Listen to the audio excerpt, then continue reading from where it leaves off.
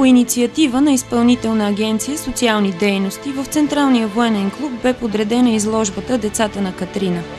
Рисунките описват впечатленията на деца от Мексиканския залив, преживели разрушителния ураган Катрина през месец септември 2005 година. Инициативата се осъществява с подкрепата на посолството на САЩ в България и е под патронажа на министъра на отбраната Николай Цонев.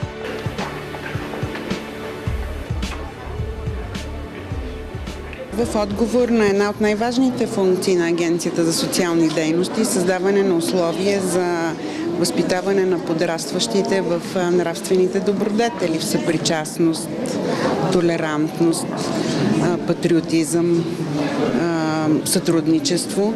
И така с тази американска фондация намерихме общ език и най-вече те ни дадоха модел за мир. Actually, it happened through the director of the International Child Out Foundation, Dr. Ashfaq Ishaq, and he came recently with the idea of later constructing a peace camp with soldiers from families from Bulgaria, Afghanistan, Iraq, and the United States. And this happened just recently, about a month ago, and they thought it would be a good way to open up this possibility of peace camp, which would take place in May 2009 at the Black Sea Resort, by having an exhibition and kind of a way to cooperate and build the two organizations closer together. I think it's been excellent. It's been wonderful, very easy. I arrived yesterday to Bulgaria, to Sofia, my first time in the country, and I've really enjoyed it so far. And the exhibition was very, very well organized, very quick and effective, and everyone has really helped out and been very, very supportive. And I'm very grateful to everyone here at the ministry and for making this such an easy production in such a short period of time. So it's really wonderful to bring everyone together. За мен е чест, че Министерството на отбраната на Република България е домакин на тази нетрадиционна, но изключително вълнуваща изложба. 27 рисунки, 27 емоции на деца, отразяващи чувствата им по време на опустошителния ураган Катрина. Тази изложба е първата стъпка от сътрудничеството между Изпълнителна агенция за социални дейности на Министерството на отбраната и Международната фондация за детско творчество със седалище в Вашингтон.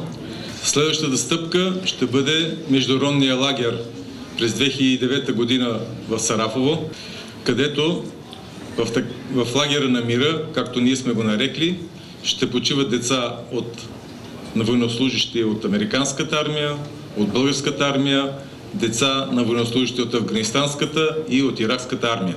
I'm delighted that the pictures were put on display here because they're such a wonderful symbol of the friendship between Bulgarian and American people.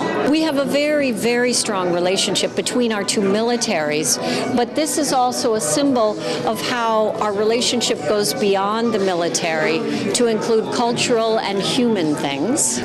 Everyone understands that when terrible things happen, the children suffer the most.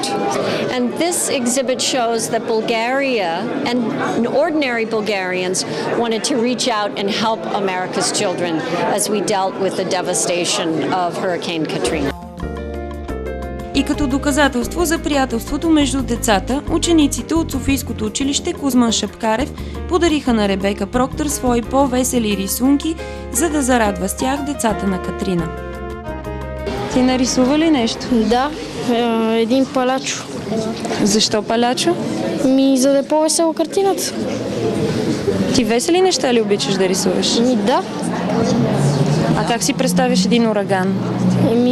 Сив, тъмен, лош. И какво става, когато има ураган? Всички неща са счупени, потрошено е всичко. Няма хора. Какво ще пожелаеш на децата в Америка, които са рисували тези рисунки? Да не се плашат, защото случва се на всеки. Мислиш ли, че твоя палачо ще ги зарадва? Аз поне така мисля.